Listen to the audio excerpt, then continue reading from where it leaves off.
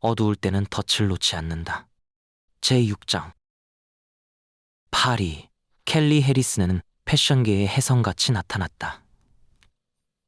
그녀는 20대 후반으로 녹인 꿀색 피부와 사진작가가 꿈꾸는 얼굴을 가진 흑인이었다. 그녀는 지적인 갈색 눈과 관능적인 입술, 그리고 섹시한 긴 다리를 가졌다. 그녀의 외모는 성욕을 자극하는 분위기로 가득 차 있었다. 짧게 자른 그녀의 짙은 생머리는 그다지 단정해 보이지 않았다. 머리카락 몇 가닥이 이마로 흘러내려와 있었다. 그의 초 엘르와 마드모아젤 잡지의 독자들은 켈리를 세계에서 가장 아름다운 모델로 선정했다. 옷을 걸쳐 입은 후 켈리가 언제나처럼 경이로움에 사로잡힌 채 펜트하우스 아파트를 둘러보았다. 파리의 사범구 생루이 거리에 자리한 아파트는 가히 환상적이었다. 아파트의 이중문 출입구를 들어서면 높은 천장과 부드러운 노란색 벽으로 이루어진 우아한 홀이 나타났다. 거실은 프랑스 섭정 깊은 가구들로 꾸며져 있었다. 테라스로 나가면 생강 너머로 노트르담 성당이 보였다. 켈리는 이번 주말을 기대하고 있었다. 남편이 깜짝 놀랄 만한 곳에 데려가 주겠다고 약속했기 때문이다. 멋지게 차려입고 기다려. 여보, 우리가 어디로 가는지 알게 된다면 당신은 깜짝 놀라게 될 거야. 켈리가 슬그머니 미소 지었다. 마크는 세상에서 가장 멋진 남자였다. 켈리가 손목시계를 들여다보며 한숨을 내쉬었다. 빨리 움직여야겠네. 그녀가 중얼거렸다. 쇼는 30분 후에 시작이야. 잠시 후 그녀는 아파트를 나와 엘리베이터로 향했다. 그때 옆집 문이 열리고 조제트 라포앵트 부인이 복도로 나왔다. 작고 뚱뚱한 그녀는 항상 켈리를 다정하게 대해주었다. 안녕하세요, 해리스 부인. 켈리가 미소를 지어 보였다.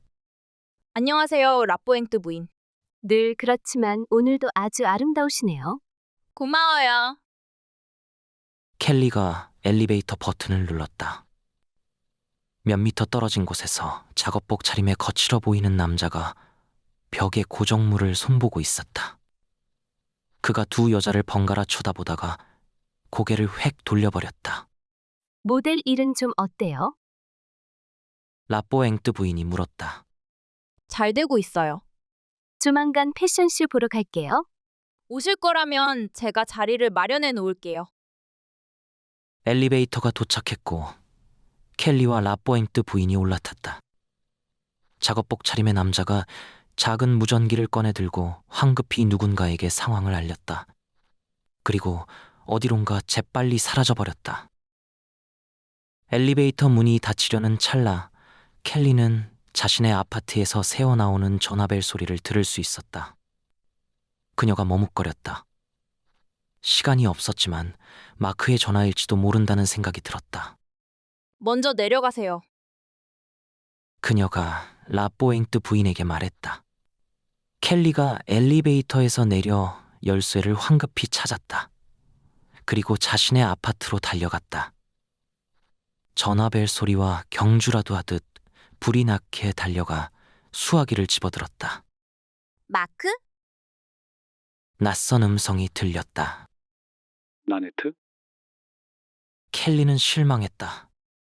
누누 꾸네송빠, 라페르손 느끼 레뽕? 아, 스농. 그런 이름을 가진 사람은 없는데요? 빠르도네마. 세틴 에르르드 텔레폰. 죄송합니다. 잘못 걸었군요. 잘못 걸려온 전화. 켈리가 수화기를 내려놓았다. 그때 건물 전체를 뒤흔들 만한 엄청난 굉음이 들려왔다. 고지어 왁자지껄한 소리와 비명이 여기저기서 터져나왔다. 겁에 질린 그녀가 복도로 나가 무슨 일인지 확인했다. 굉음은 밑에서 들렸다. 켈리는 계단을 달려 내려갔다. 로비에 닿자 지하에서 또 한 번의 커다란 소리가 들렸다. 그녀가 조심스레 계단을 타고 지하로 내려갔다. 심하게 뭉개진 엘리베이터와 그 안에서 끔찍하게 토막난 라뽀잉뜨 부인을 볼 수 있었다. 켈리는 정신이 몽롱해졌다. 불쌍하기도 하지. 1분 전만 해도 살아있었는데. 운이 나빴으면 나도 이렇게 됐을 거야. 만약 때 맞춰 전화벨이 울리지 않았더라면. 주민들이 엘리베이터 주위로 몰려들었다. 멀리서 사이렌이 아련히 들려왔다. 그냥 집에 있는 게 좋겠어. 켈리가 죄 지은 사람처럼 중얼거렸다. 하지만 안 돼. 지금 나가봐야 해. 그녀가 이웃 여자의 시체를 내려다보며 속삭였다. 미안해요, 라뿌앵뜨 부인. 켈리가 패션쇼장에 도착해 무대 출입구로 들어섰을 때 코디네이터 피에르는 그녀를 초조하게 기다리고 있었다. 그가 그녀에게 달려들었다.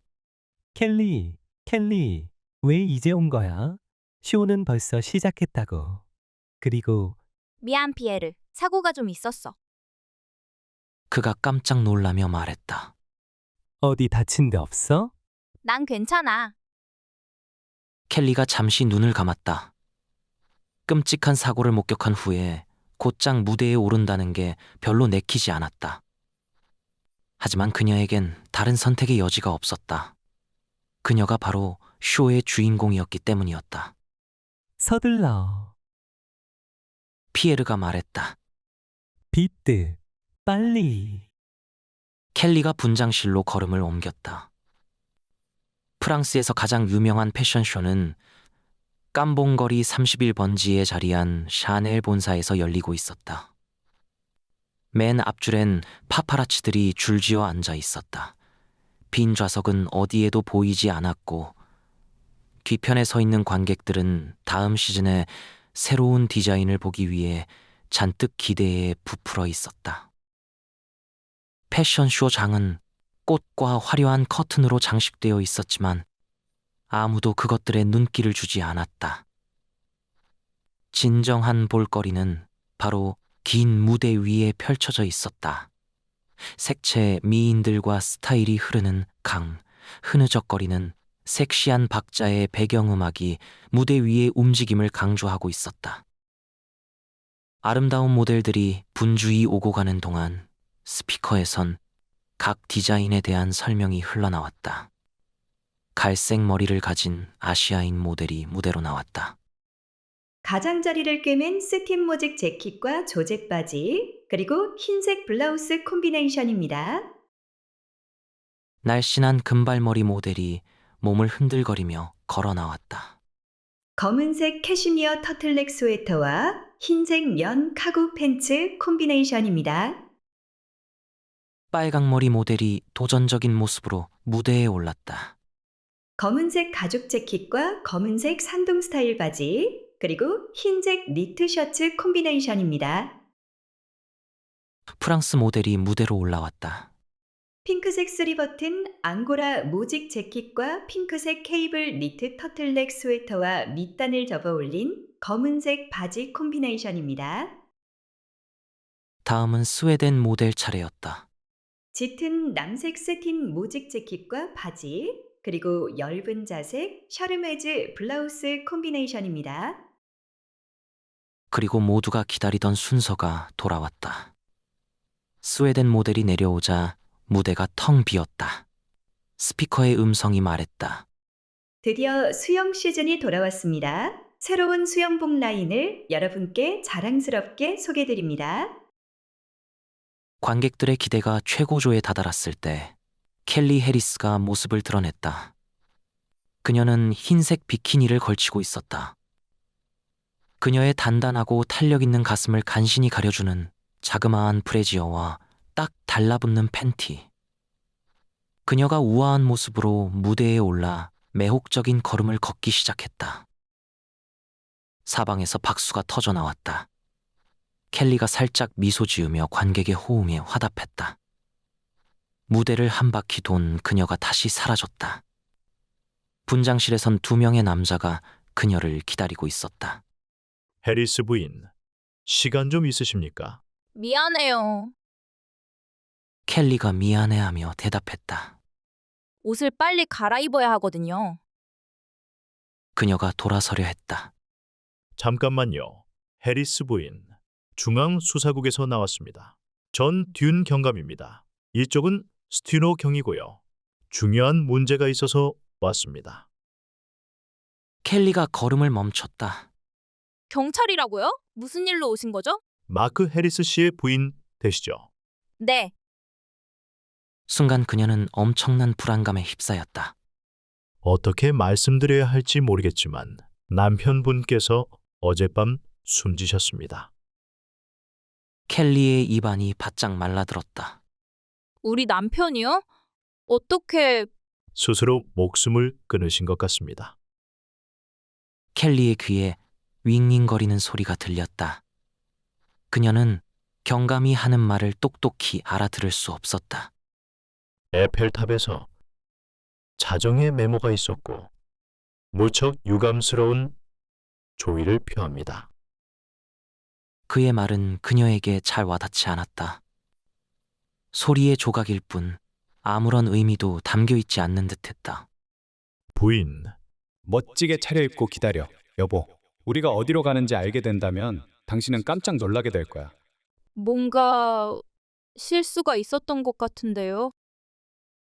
켈리가 말했다. 마크는 절대... 죄송합니다. 경감은 켈리의 얼굴을 유심히 살피고 있었다.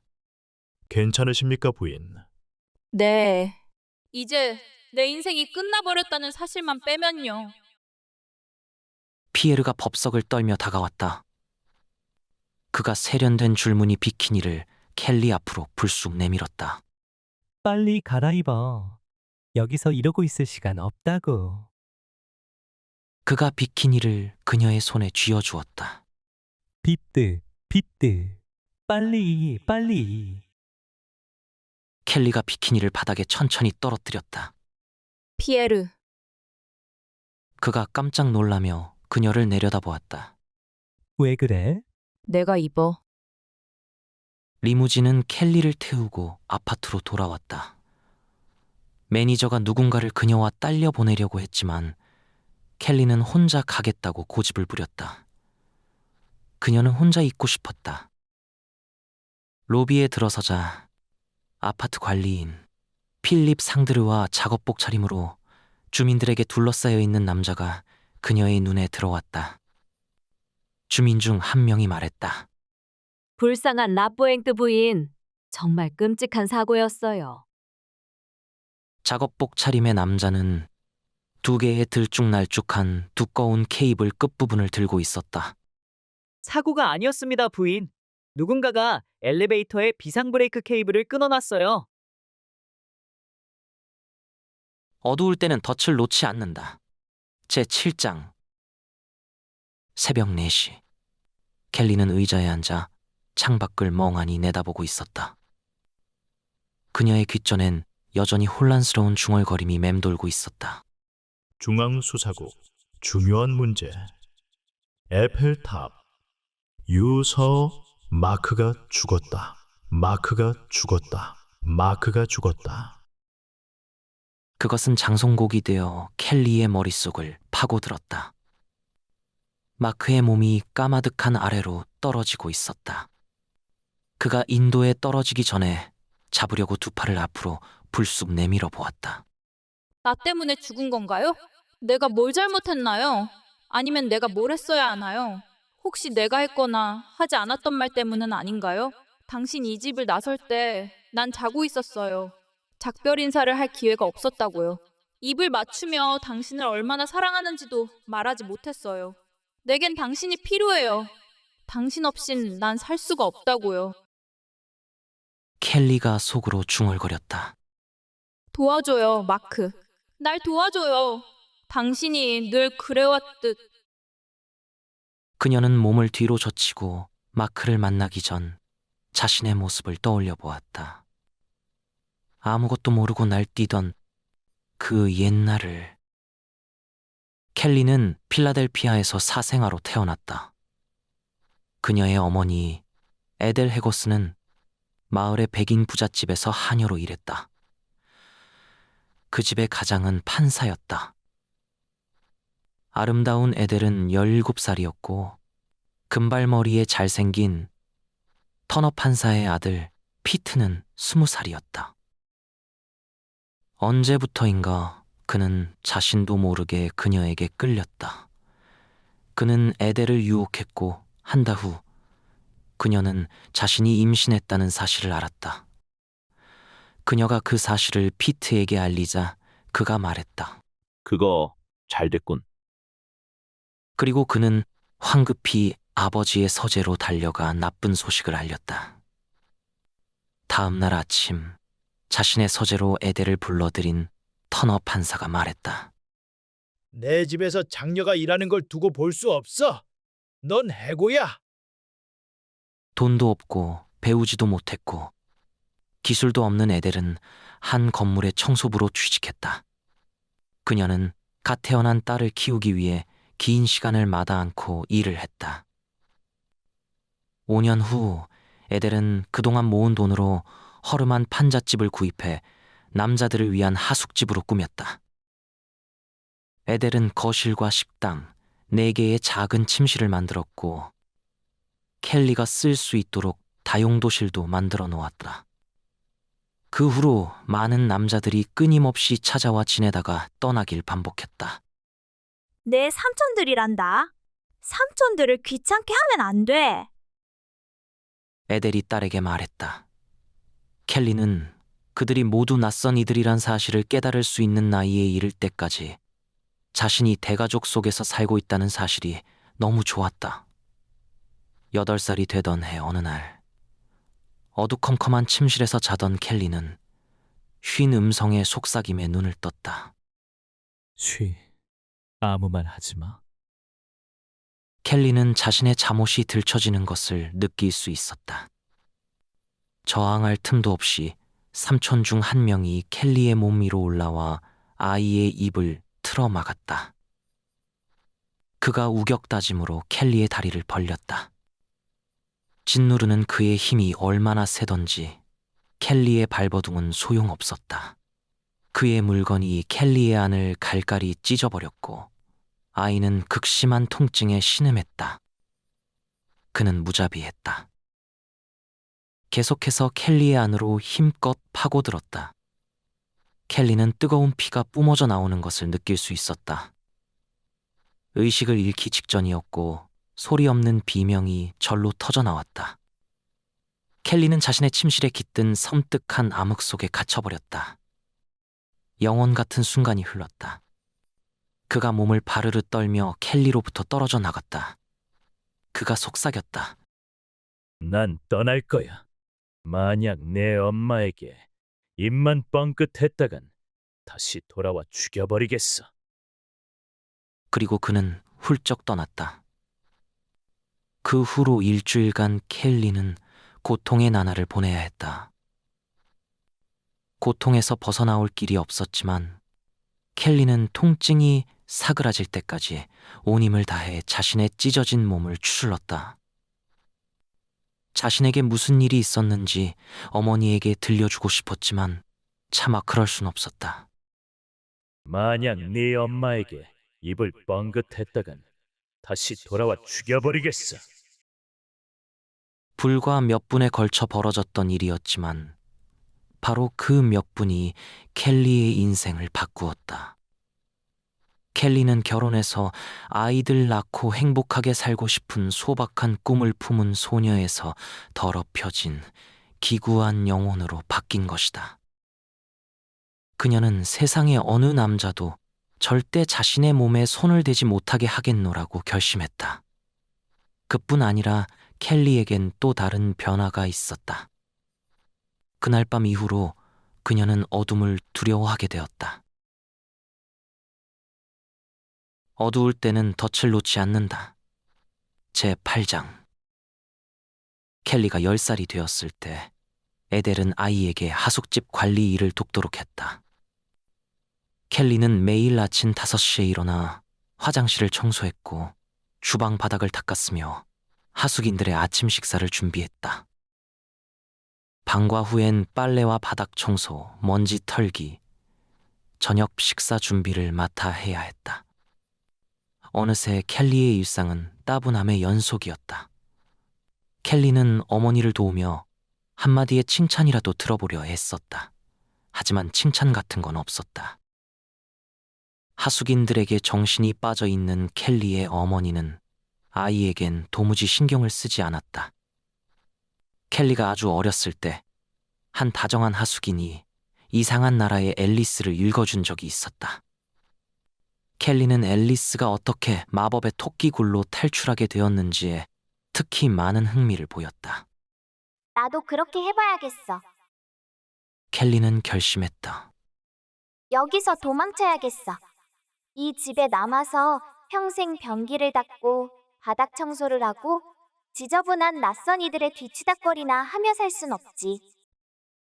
그리고 어느 날 켈리는 자신의 마법 토끼굴을 발견했다. 상상력이 원하는 모든 곳으로 자신을 데려가 줄 수 있다는 사실을 깨닫게 된 것이었다. 켈리는 그렇게 자신의 인생을 다시 쓰게 되었다. 켈리에겐 아버지도 있었다. 아버지도 어머니와 같은 흑인이었다. 그들은 한 번도 켈리에게 화를 내거나 소리를 지르지 않았다.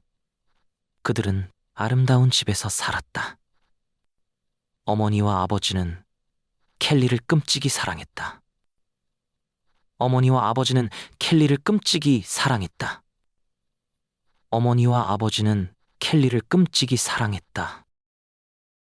켈리가 14살이 되었을 때 어머니는 하숙인 중 한 명과 결혼했다. 댄 버크라는 바텐더였다. 퉁명스러운 중년의 그는 거의 모든 것에 대해 부정적인 시각을 가지고 있었다. 켈리가 무엇을 하든 그는 만족해하지 않았다. 저녁 식사가 형편없었어. 내 옷 색깔이 마음에 안 들어. 침실의 커튼이 여전히 고장난 채로 붙어있어. 고치라고 했잖아. 욕실 청소가 덜 끝났어. 켈리의 계부는 알코올 중독자였다. 켈리의 침실과 부모님 침실 사이의 벽은 무척 얇았다. 매일 밤 켈리는 벽을 타고 들려오는 구타와 비명 소리를 들어야 했다.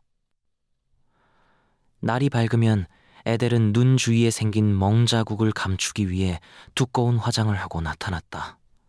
켈리는 절망했다. 우린 여기서 벗어나야 해. 어머니와 난 서로를 사랑하고 있어. 어느 날 밤 켈리가 반쯤 잠에 빠져들었을 때 옆방에서 큰 소리가 들렸다.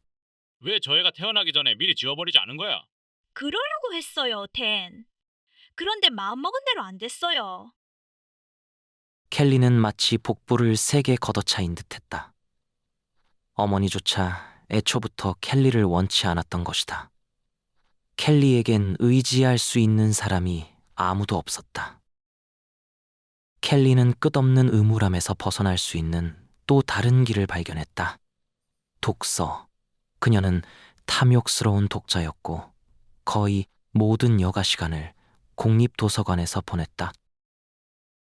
주말 무렵 켈리에겐 한 푼도 남지 않게 되었고 결국 그녀는 애를 봐주는 일로 푼돈을 벌기 시작했다. 그 일을 하면서 그녀는 자신이 영영 가질 수 없는 행복한 가정을 한없이 부러워했다. 17살이 된 켈리는 한때 그녀의 어머니가 그랬듯 아름다운 여인의 자태를 갖추었다. 학교의 남학생들은 그녀와 데이트를 하고 싶어서 목을 맸다. 하지만 그녀는 그들에게 관심조차 주지 않았다. 데이트 신청이 들어올 때마다 그녀는 단 한 번의 예외도 없이 거절했다. 수업이 없는 토요일이면 자신이 해야 할 일을 마친 켈리는 도서관으로 달려가 오후 내내 독서 삼매경에 빠졌다. 사서인 리사 마리 휴스턴 부인은 지적이고 인정 많은 여자였다. 조용하고 다정한 태도를 가진 그녀의 수수한 옷차림은 그녀의 성격만큼이나 겸손해 보였다. 도서관에서 켈리를 자주 보게 되자 휴스턴은 그녀에게 은근히 호기심을 품기 시작했다. 어느 날 그녀가 다가와 말했다. 어린 학생이 독서를 즐기는 걸 보니 반갑구나. 여기서 많은 시간을 보내는 것 같던데. 그것은 우정의 시작이었다.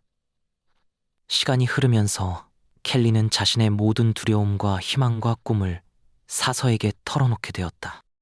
앞으로 뭘 하며 살고 싶니, 켈리? 교사가 되고 싶어요. 넌 분명 훌륭한 교사가 될 거야. 세상에서 그보다 더 보람된 일은 없지. 켈리가 무슨 말을 하려다가 이내 입을 닫았다. 그녀는 일주일 전 아침 식사를 하며 어머니와 계부가 나눴던 대화를 떠올려 보았다. 켈리는 이렇게 말했었다. 대학에 가고 싶어요. 교사가 되려면 어쩔 수 없어요. 교사라고 버크가 피식 웃었다. 미련한 생각하지 마. 교사들은 돈을 못 번다고. 내 말 들어. 돈벌이가 안 되는 일이야. 바닥 청소를 하는 편이 낫다고. 어쨌든 내 엄마와 난 널 대학에 보낼 돈이 없어. 장학금을 받으며 다닐 수 있어요. 그리고 그래서 뭘 어쩌겠다고. 4년간 시간을 허비하는 것밖에 안 돼. 그런 생각일랑 마. 차라리 너 같은 외모로 몸을 팔면 금세 돈방석에 앉게 될 거야. 그 말을 듣고 켈리는 밖으로 뛰쳐나와 버렸었다. 그녀가 휴스턴 부인에게 말했다. 문제가 좀 있어요. 부모님이 절 대학에 보내지 않으시겠대요. 그녀의 목이 잠겼다. 평생 지금처럼 허드렛 일을 하며 살게 될 거예요. 절대 그렇지 않을 거야. 휴스턴 부인이 단호하게 말했다. 내가 지금 몇 살이지? 3개월 후엔 18살이 돼요. 머지않아 내 스스로 중대한 결정을 내릴 수 있는 나이가 될 거야. 넌 무척 아름다운 아이야, 켈리. 그거 아니? 아니요, 모르겠어요. 내가 괴물처럼 느껴진다는 걸 어떻게 휴스턴 부인에게 말할 수 있을까? 난 내가 전혀 아름답다고 생각하지 않는데. 전 제 인생이 지긋지긋해요, 휴스턴 부인. 전 이렇게 살고 싶지. 전 이 마을에서 벗어나고 싶어요. 뭔가 다른 일을 하며 살고 싶은데 영영 그렇게 살지 못할 거예요. 그녀는 자신의 감정을 다스리느라 애쓰고 있었다. 전 절대 특별한 누군가가 될 수 없을 거라고요. 켈리. 이 많은 책들을 괜히 읽었나 봐요. 그녀가 씁쓸하게 말했다. 왜 그런 말을 하니? 왜냐하면 그 책들이 온갖 거짓말들로 가득 차 있기 때문이죠. 아름다운 사람들과 매혹적인 곳들과 마법 같은. 켈리가 고개를 가로저었다. 마법은 없어요. 휴스턴 부인이 잠시 켈리를 유심히 쳐다보았다. 켈리의 자존심은 심하게 상처를 입었다. 켈리, 마법은 있어. 하지만 그것을 누리기 위해선 먼저 자신이 마법사가 되어야 해. 스스로가 노력해야 얻을 수 있는 거란다. 정말 그런가요? 그걸 어떻게 해야 하는 거죠? 켈리가 냉소적으로 말했다. 우선 내 꿈이 무엇인지 알아야 해. 내가 보기에 넌 무척 흥미진진한 인생을 살 것 같아. 매혹적인 장소에서 흥미로운 사람들과 함께 일하면서 말이야. 다음에 도서관에 올 때 내가 직접 꿈을 이루는 방법을 가르쳐 줄게. 거짓말. 켈리가 졸업을 한 후 일주일이 지난 어느 날 그녀가 다시 도서관을 찾았다. 휴스턴 부인이 말했다. 켈리, 스스로 마법을 만들어 가야 한다고 했던 내 말 기억하니? 켈리가 회의적으로 대답했다. 네. 휴스턴 부인이 책상 뒤로 손을 뻗어 여러 권의 잡지를 집어들었다. 코스모걸, 세븐틴, 글래머, 마드모아젤, 에센스 얼루어. 그녀가 잡지를 켈리에게 건넸다. 켈리가 품에 안겨진 잡지를 내려다보았다. 이걸로 뭘 어떻게 해야 하죠? 혹시 모델이 되어보고 싶다는 생각을 해본 적 없니? 아니요. 이 잡지들을 한번 봐. 이것들이 내 인생에 마법을 가져다 줄 것 같지 않니? 좋은 의도가 담긴 제안이긴 해. 켈리가 속으로 중얼거렸다. 하지만 그녀는 날 이해하지 못해. 고마워요, 휴스턴 부인. 한번 고려해 볼게요. 당장 다음 주부터 일자리를 알아봐야겠어. 켈리는 휴스턴 부인에게 받아온 잡지들을 집으로 들고 와 침실 구석에 처박아 두고 눈길조차 주지 않았다. 그리고 저녁 내내 심부름을 하며 보냈다. 그날 밤 기진맥진해진 몸을 침대에 뉘었을 때 그녀는 침실 구석의 잡지들을 떠올렸다. 그녀가 호기심에 몇 권을 집어들고 대충 훑어나가기 시작했다. 그것은 전혀 다른 세상이었다. 모델들은 멋진 옷을 걸치고 있었고 잘생기고 우아한 남자 모델들을 옆에 두고 있었다. 그것도 런던, 파리를 비롯한 세계의 많은 낭만적인 장소에서. 켈리는 순식간에 전혀 다른 세계에 빠져들었다. 그녀는 허둥지둥 가운을 걸치고 복도로 나와 욕실로 향했다. 그녀가 거울 속 자신의 모습을 들여다보았다. 자세히 보니 그다지 못난 외모는 아니라는 생각이 들었다. 모두들 그녀를 보고 예쁘게 생겼다고 한마디씩 했다. 만약 그게 사실이라 해도 경험이 전혀 없잖아. 켈리는 중얼거렸다. 그녀는 필라델피아에서의 자신의 미래를 냉철하게 생각해 보았다. 그리고 다시 거울을 들여다보았다. 누구든 처음부터 시작하는 거야. 마법을 누리기 위해선 먼저 마법사가 되어야 해. 다음 날 이른 아침, 켈리는 휴스턴 부인을 만나려고 도서관으로 달려갔다. 휴스턴 부인이 이른 시간에 도서관을 찾은 켈리를 깜짝 놀라며 올려다보았다. 어서 와, 켈리. 잡지는 좀 훑어봤니? 네, 켈리가 깊은 숨을 들이쉬었다. 모델이 되고 싶다는 생각을 했어요. 문제는 어떻게 시작을 해야 하는지 모른다는 거죠. 휴스턴 부인이 미소 지었다. 내가 가르쳐 줄 수 있어. 뉴욕 전화번호부를 들여다봤거든. 이곳을 떠나고 싶다고 했었지? 휴스턴 부인이 손가방에서 타이프로 친 종이 한 장을 꺼내 켈리에게 건넸다. 맨해튼에 있는 모델 에이전시를 몇 개 추려봤어. 주소와 전화번호도 알아놨고 말이야. 그녀는 켈리의 손을 꽉 잡았다. 정상에서 시작하는 거야. 켈리는 어리벙벙했다. 어떻게 감사를 드려야 할지. 그건 내가 가르쳐 줄게. 이 잡지들에 내 사진이 실리게 해. 그럼 되는 거야. 그날 저녁 식사를 하다가 켈리가 말했다. 모델이 되기로 했어요. 그녀의 계부가 툴툴거렸다. 그런 한심한 말은 처음 듣네. 대체 왜 그러는 거야? 모델들은 전부 장녀들이라고. 켈리의 어머니가 한숨을 내쉬었다. 켈리, 실수는 하지 마. 나도 그릇된 꿈을 가진 적이 있었단다. 자칫하다간 내 인생이 망가지는 수가 있어. 넌 흑인이고 가난해. 넌 아무데도 못 가. 그 순간 켈리는 결정을 내렸다.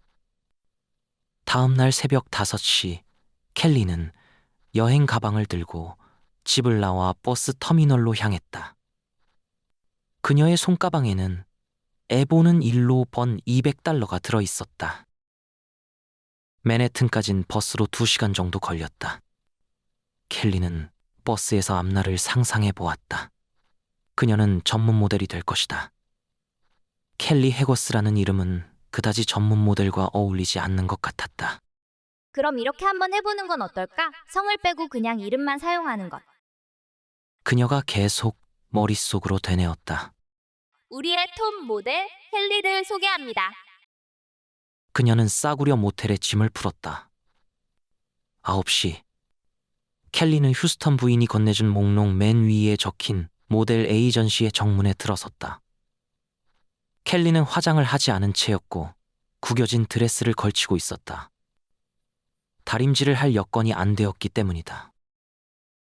로비의 프런트엔 아무도 보이지 않았다.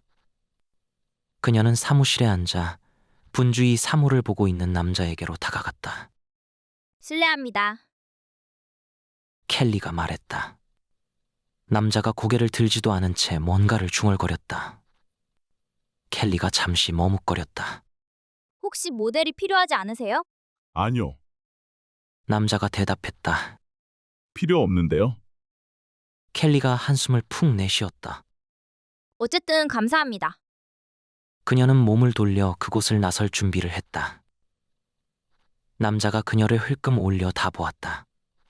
그의 표정이 금세 바뀌었다. 잠깐만 기다려요. 이리 와봐요. 그가 자리에서 벌떡 일어났다. 맙소사, 어디서 왔어요? 켈리는 어리둥절한 얼굴로 그를 돌아보았다. 필라델피아에서 왔어요. 내 말은 아무것도 아니에요. 모델로 활동해 본 적 있습니까? 아니요. 뭐 그건 상관없어요. 여기서 배우면 되는 거니까. 켈리의 목이 갑자기 타들어갔다. 그럼 제가 모델이 될 수 있다는 말씀인가요? 그가 활짝 웃었다. 그럼요. 고객들이 당신을 보면 무척 흡족해할 겁니다. 그녀는 이 상황이 믿어지지 않았다. 가장 크고 유명한 모델 에이전시에서 난 빌러너라고 합니다. 이곳 사장이죠. 이름이 뭡니까? 켈리가 고대했던 순간이 드디어 온 것이었다. 처음으로 한 단어로 된 새로운 프로페셔널 이름을 사용하는 순간, 러너가 그녀를 뚫어져라 쳐다보았다. 이름 없어요? 켈리가 어깨를 펴고 자신 있게 대답했다. 물론 있죠. 켈리 에거스예요. 어두울 때는 덫을 놓지 않는다. 제9장. 낮게 비행하는 항공기 소리가 로이스 레이놀즈의 입가에 미소를 짓게 만들었다. 게리. 그는 늦었다. 로이스는 그를 마중하러 공항에 나가겠다고 했지만 그는 한마디로 거절해버렸다. 걱정 마, 누나. 택시 타고 들어가면 돼. 하지만 게리, 그래야만 내 마음이... 그냥 집에서 기다리고 있어. 그러마... 그녀의 남동생은 로이스의 인생에서 가장 중요한 사람이었다. 킬로나에서 보낸 유년 시절은 그야말로 악몽이었다. 어릴 적부터 로이스는 온 세상이 자신에게 등을 돌리고 있다고 생각했다. 글래머 잡지, 패션 모델, 여배우들. 그녀는 단지 조금 산이 쪘을 뿐이었다. 통통한 소녀들이 병약해 보이는 빼빼 마른 소녀들만큼 예쁠 수 없다는 법이 있기라도 한가? 로이스 레이놀즈는 틈만 나면 거울 속에 자신의 모습을 들여다보았다. 그녀는 긴 금발머리와 파란 눈, 우아해 보이는 창백한 얼굴을 가지고 있었고 로이스 스스로 생각하기에 당당한 몸매를 가지고 있었다. 남자들이 바지 너머로 흘러내리는 뱃살을 가지고 있는 건 아무 말 안 하면서 여자가 몇 킬로그램만 더 나가도 멸시하지. 대체 누가 남자들에게 이상적인 여성의 몸매가 36, 26, 36이란 생각을 품게 했을까? 로이스의 학교 친구들마저도 그녀를 놀림감으로 삼았다. 그녀 뒤에서 뚱보, 드럼통, 돼지 따위의 별명을 불러댔다. 그런 별명을 들을 때마다 그녀는 크게 상처를 받았다. 하지만 게리는 언제나 그녀의 든든한 보호막이 되어 주었다. 로이스가 토론토 대학을 졸업할 무렵 그녀는 이미 겪을 만큼 겪었다. 만약 완벽한 남자가 진짜 여자를 원한다면 날 찾아야 할 거야. 어느 날 바로 그 완벽한 남자는 예고 없이 그녀 앞에 나타났다. 그의 이름은 헨리 로슨이었다. 그들은 교회 간친회에서 처음 만났고 로이스는 순식간에 그에게 매료당했다. 그는 키가 컸고 호리호리했으며 금발이었다. 얼굴엔 항상 미소를 머금고 있었고 이목구비도 흠잡을 데 없었다. 그의 아버지는 교회의 목사였다. 로이스는 거의 대부분의 시간을 교회 간친회에서 헨리와 보냈다. 그녀는 긴 대화를 통해 그가 성공적으로 보육학교를 운영하고 있으며 자연을 무척 사랑하는 사람이라는 사실을 알 수 있었다. 내일 밤 바쁘지 않으면 저녁이나 같이 하시죠. 그가 말했다. 로이스에겐 망설일 이유가 없었다. 그래요. 고마워요. 헨리 로스는 그녀를 토론토의 유명한 사사프라즈 레스토랑으로 데려갔다. 메뉴는 감질났지만 로이스는 가벼운 저녁 식사를 주문했다. 자신이 대식가라는 사실을 헨리에게 드러내 보이고 싶지 않았다. 샐러드만 깨작깨작 먹고 있는 그녀를 보며 헨리가 말했다. 그것만으론 부족할 것 같은데요. 살을 좀 빼려고요. 로이스가 거짓말로 둘러댔다. 그가 그녀의 손을 살며시 잡았다. 당신이 살을 빼는 것을 원치 않아요, 로이스. 그냥 지금의 당신 모습이 좋다고요. 그녀는 갑작스러운 스릴을 느꼈다. 그토록 듣길 갈망했던 그 한마디가 바로 그의 입에서 나왔던 것이다. 스테이크를 주문해 줄게요. 감자와시죠, 샐러드도요. 헨리가 말했다.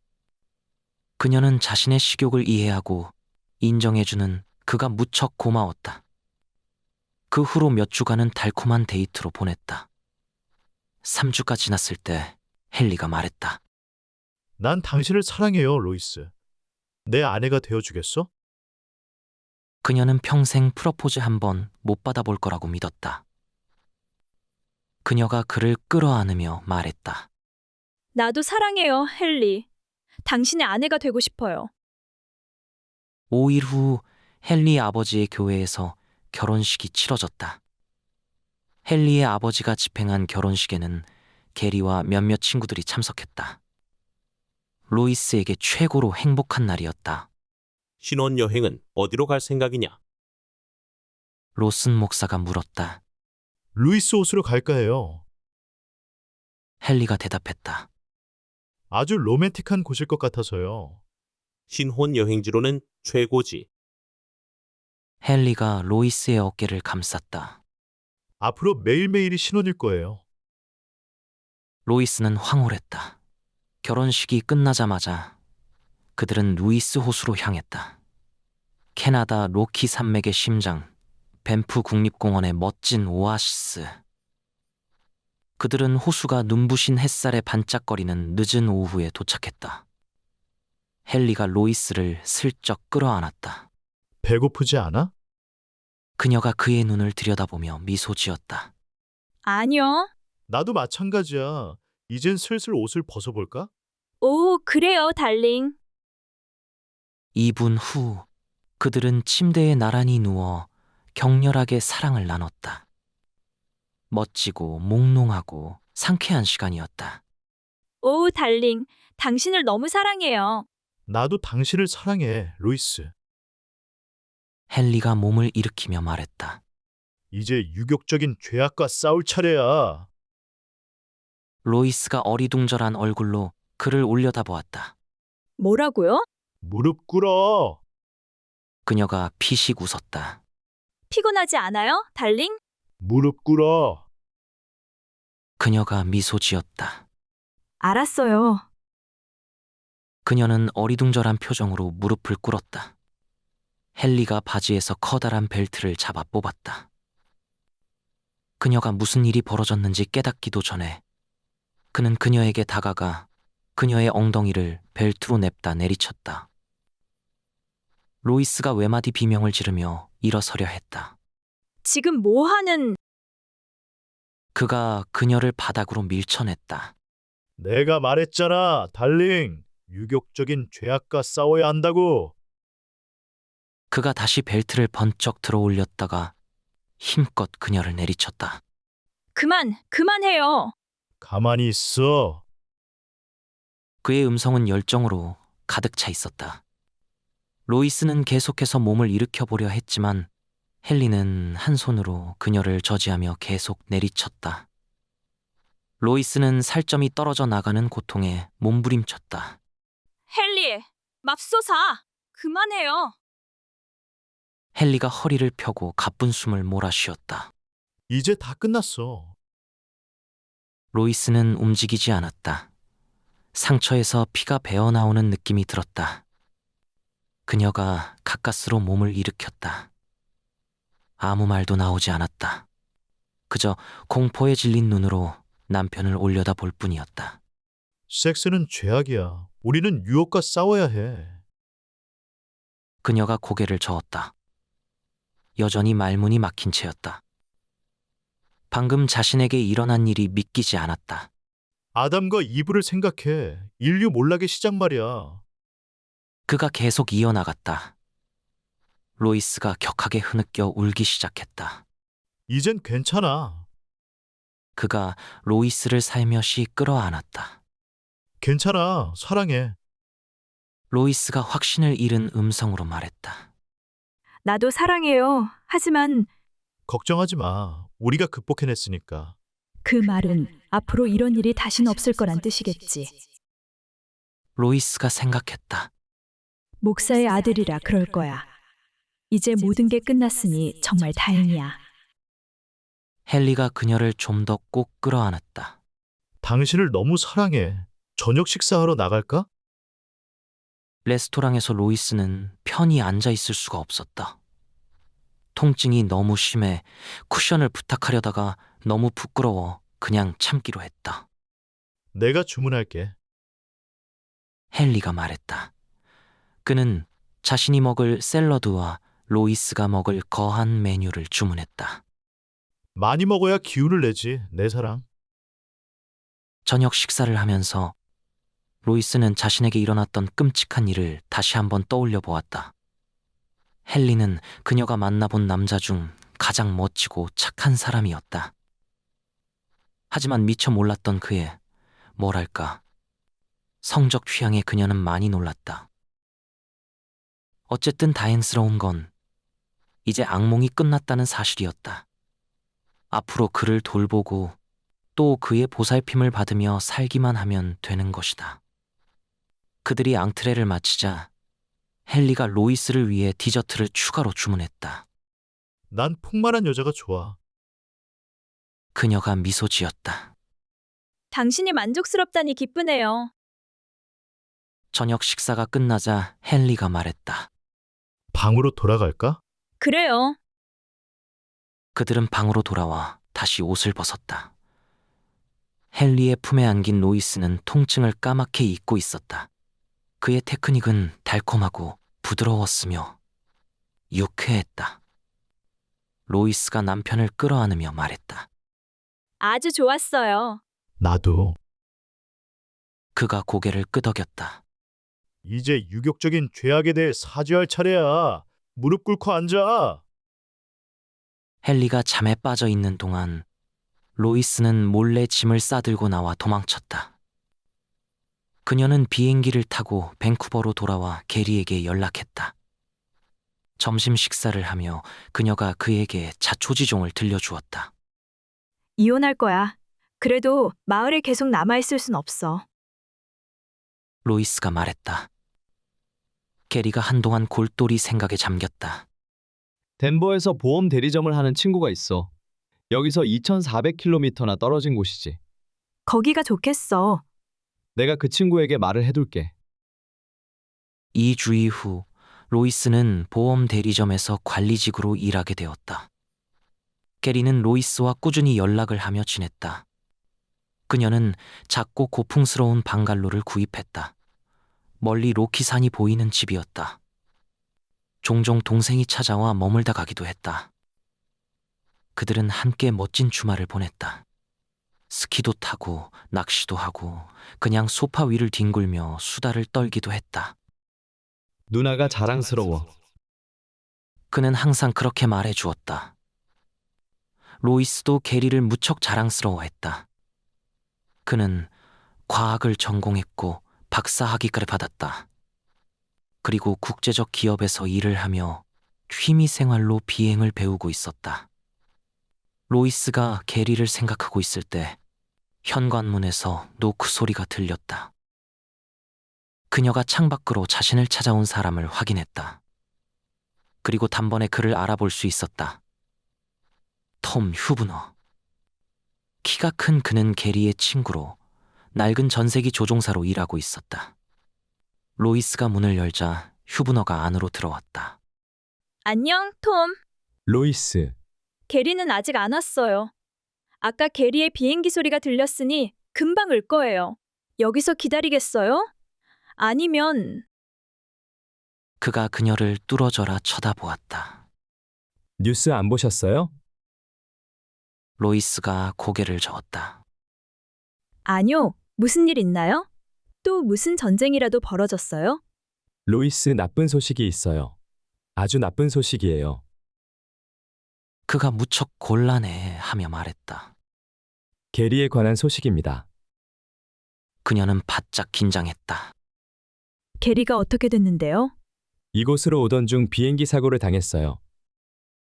그가 절망에 찬 그녀의 눈을 들여다보았다. 죄송합니다. 두 사람이 얼마나 서로를 끔찍이 아꼈는지 저도 잘 알고 있습니다. 로이스는 말을 꺼내려 했지만 호흡조차 곤란했다. 어떻게... 톰 휴브너가 그녀의 손을 잡고 살며시 소파로 이끌었다. 로이스가 소파에 앉아 깊은 숨을 들이쉬었다. 어떻게 된 거예요? 게리의 비행기가 덴버에서 몇 킬로미터 떨어진 산에 부딪혔어요. 로이스는 정신이 혼미해졌다. 톰, 혼자 있고 싶어요. 그가 걱정스러운 눈으로 그녀를 유심히 쳐다보았다. 정말 괜찮겠어요, 로이스. 제가 여기 남아서. 고맙지만 가주세요. 톰 휴브너가 머뭇거리다가 일어서서 고개를 끄덕였다. 제 연락처 아시죠? 필요하시면 전화 주세요. 로이스는 그가 떠나는 소리를 듣지 못했다. 그녀는 쇼크 상태에 빠져 있었다. 마치 누군가에게 그녀 자신이 죽었다는 소식을 전해 들은 기분이었다. 그녀의 머릿속엔 그들의 유년 시절의 추억이 휙휙 스쳐 지나가고 있었다. 게리는 항상 그녀의 보호막으로서의 임무를 충실히 해왔다. 그녀를 놀리는 짓궂은 남자아이들을 혼내주었고 로이스를 야구장과 극장과 파티에 데려가기도 했다. 로이스가 마지막으로 동생을 봤던 건 일주일 전이었다. 그녀의 머릿속에서 당시 상황이 흐릿하게 떠올랐다. 두 사람은 식탁에 앉아 있었다. 왜 안 먹니? 게리? 맛은 있는데 배가 불러. 그녀가 동생을 잠시 유심히 쳐다보았다. 나한테 무슨 할 말 있니? 역시 귀신 같군. 일 때문에 그래? 응. 그가 접시를 앞으로 밀어냈다. 목숨이 위태로워진 것 같아. 로이스가 깜짝 놀랐다. 뭐라고? 누나, 오직 대여섯 명만이 세상에 무슨 일이 벌어지고 있는지 알고 있어. 다음 주 월요일에 와서 하루 머물다 갈게. 그리고 화요일에 워싱턴으로 갈 거야. 로이스는 여전히 어리둥절한 표정을 떨쳐낼 수 없었다. 워싱턴은 왜 가는데? 그들에게 프리마에 대해 알리려고. 그리고 게리가 로이스에게 자초지종을 설명했다. 게리는 죽었다. 목숨이 위태로워진 것 같아. 그녀의 동생은 사고로 죽은 것이 아니었다. 그는 살해된 것이다. 로이스가 손목시계를 들여다보았다. 그 무엇을 하기에도 늦은 시간이었다. 날이 밝으면 그녀는 동생의 복수를 위해 전화를 걸겠다고 다짐했다. 게리가 계획했던 일을 자신이 끝내겠다고 다짐했다. 갑자기 로이스에게서 기운이 쭉 빠져나갔다. 그녀가 힘겹게 소파에서 몸을 일으켰다. 그녀는 자신이 저녁 식사를 하지 않았다는 사실을 깨달았다. 하지만 음식 생각만 해도 구역질이 올라왔다. 로이스가 침실로 들어가 침대 위에 픽 쓰러졌다. 옷을 벗을 힘도 그녀에겐 남아있지 않았다. 그녀는 그렇게 누워 서서히 깊은 잠에 빠져들었다. 로이스는 꿈을 꾸었다. 그녀와 게리는 빠르게 달리는 기차에 타고 있었다. 모든 승객은 담배를 피우고 있었다. 실내 온도가 점점 높아졌고 자욱한 연기에 기침이 났다. 기침 소리에 놀라 그녀는 잠에서 깼다. 충격에 사로잡힌 눈으로 그녀가 주위를 둘러보았다. 그녀의 침실이 불타고 있었다. 화염이 커튼을 타고 올라갔고 방은 매캐한 연기로 가득 찼다. 로이스는 비틀거리며 침대에서 내려왔다. 숨을 쉴 수가 없었다. 그녀는 숨을 참은 채 거실로 나왔다. 사방이 불길과 연기로 막혀 있었다. 그녀는 문을 향해 몇 걸음 다가갔다. 하지만 이내 다리가 풀렸고 그녀는 바닥에 쓰러졌다. 로이스 레이놀즈가 마지막으로 기억할 수 있었던 건 자신을 향해 서서히 다가오는 화염의 위협적인 모습이었다. 잘 들으셨나요? 지금 화면에 나오는 동영상을 보시면 우리가 무엇을 하는 업체인지 알 수 있습니다. 우리는 보시는 것처럼 반지를 만드는 제조업체입니다. 반지로는 유튜버들의 흥미를 끌지 못해서 오디오북을 덧붙이게 되었지요. 지금도 열심히 국내 유명 대학이나 국제학교 등의 졸업 반지를 만들고 있고 이 외에 가족 반지를 만들기도 합니다. 가족 반지를 만드는 이유는 세상에서 행복을 맛볼 수 있는 유일함을 기념해드리기 위해서입니다.